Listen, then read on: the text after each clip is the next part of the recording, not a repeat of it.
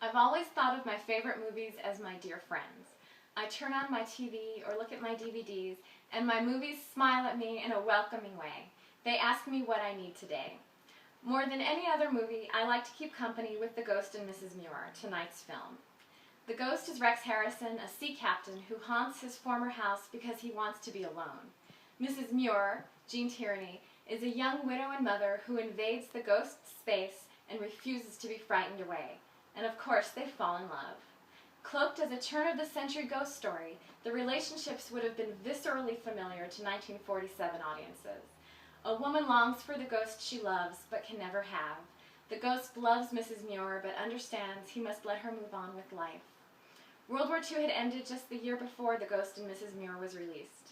In the U.S., 5 million war widows suddenly had to learn to live as independent single mothers, just like Lucy Muir. More than 15 million men were home from the war. The notion of a man living as a ghost with the woman he loves must have resonated. The ghost and Mrs. Muir live together but never touch.